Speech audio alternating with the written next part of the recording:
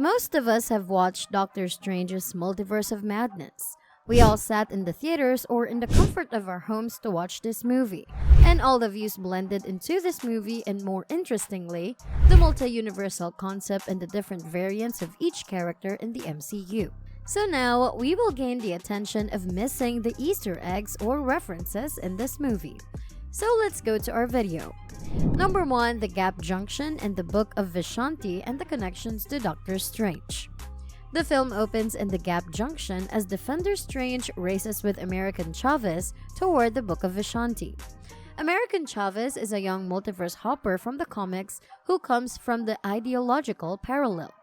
She is the first Latina superhero of the MCU and the first LGBTQ+ superhero. Her star emblazoned jacket has a pride flag pin on it. The honor jacket has the phrase Amor es amor written in Spanish for love is love. Now, the Book of Vishanti, also known from the comics, is a book of positive counter spells sharing its name with the Seal of Vishanti, the shape formed by the window of the Sanctum Sanctorum. The Gap Junction is later described as the space between the universes. Here it's presented as a sacred church-like plane, but now it ruins as if the damage is already done to the fabric of the multiverse, and titles like Loki and Spider-Man No Way Home have taken a toll on this place. Kevin Feige confirmed that the multiversal crisis of those titles directly set the stage for the crisis of this film. The platform with the book on it has 16 walkways converging out from it, many of them broken off, showing how all the universes that connected this are all backdoors leading to this one book. But many of those universes and those pathways have crumbled and eroded. The Defender Strange, whose hair is tied back in a ponytail, only uses defensive spells like freezing. We learn from the movie that all strangers are willing to sacrifice friends. In the case of America Chavez, he says, "This is the only way, and in the grand calculus of the multiverse, you are sacrifice." These lines are callbacks linking this Strange variant and also to our Doctor Strange, who, after sacrificing the Time Stone to Thanos in Infinity War, told Tony Stark, and recently in Spider-Man No Way Home, he told these exact words to Peter Parker concerning the deaths of Norman Osborn aka Green Goblin and the rest being necessary. In the grand calculus of the multiverse, their sacrifice means infinitely more than their lives.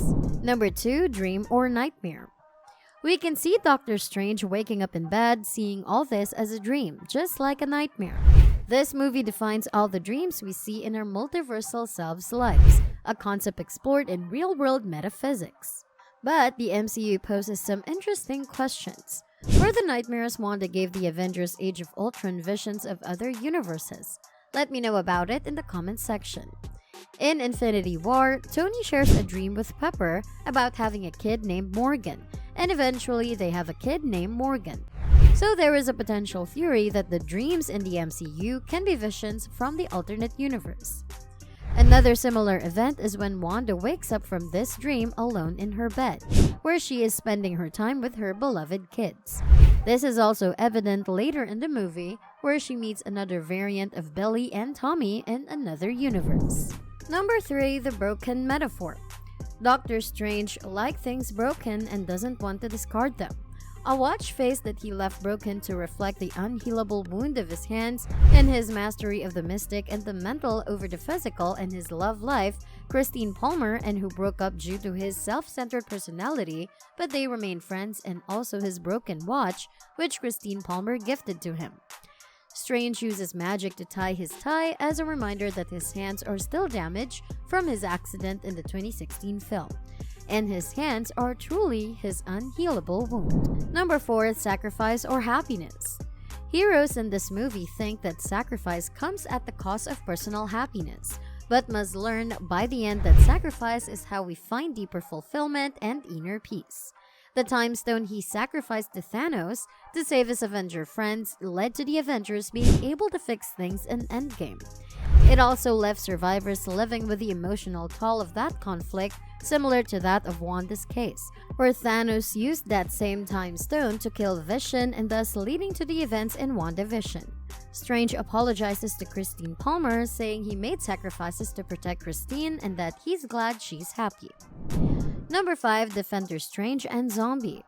Earlier in this movie, Wong told Wanda that no sorcerer could pass the barrier to Mount Wundagore Temple, where the Book of the Damned was written. Since Defender Strange is dead and not a sorcerer anymore, Doctor Strange uses the Darkhold to dreamwalk into dead Defender Strange's corpse. We can witness the element used by the writer of the story.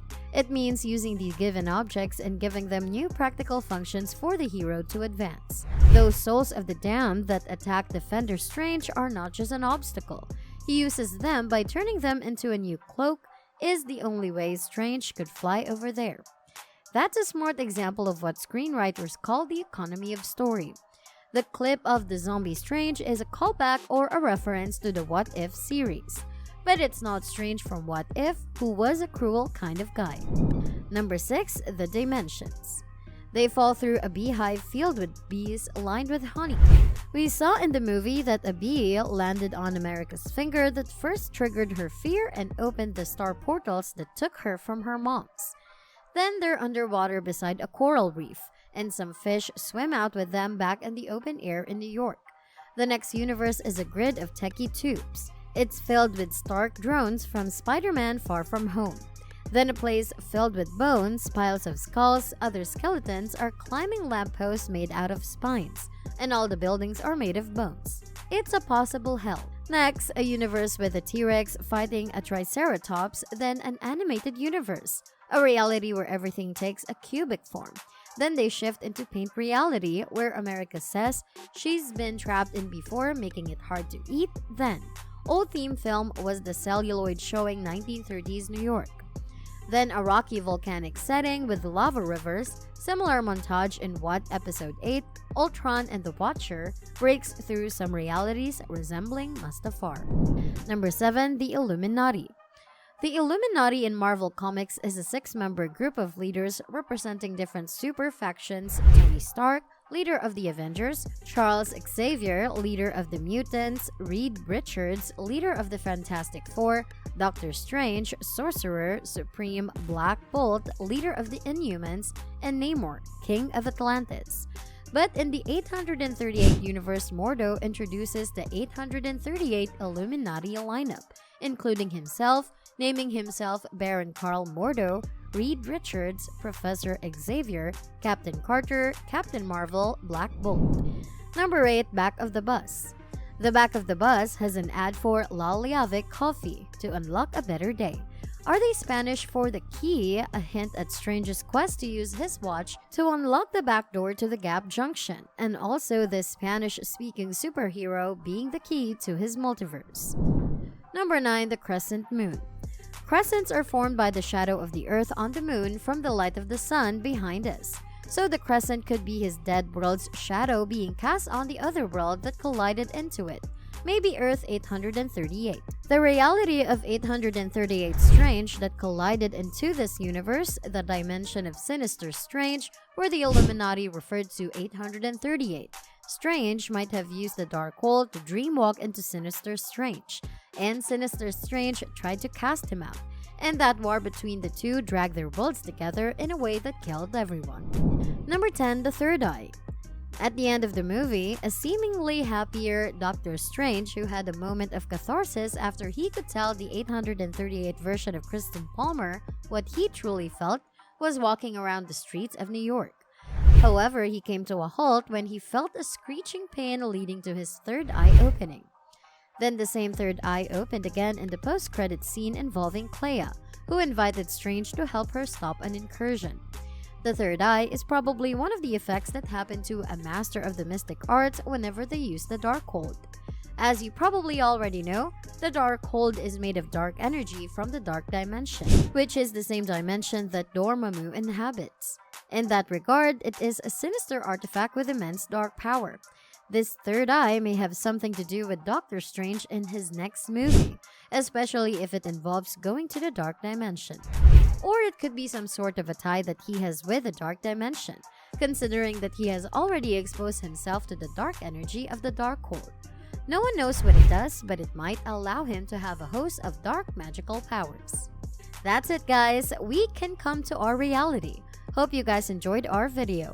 Like, share, and subscribe to our channel to see similar exciting videos. Give us your feedback in the comment box below. See you all in the next video. Until then, goodbye!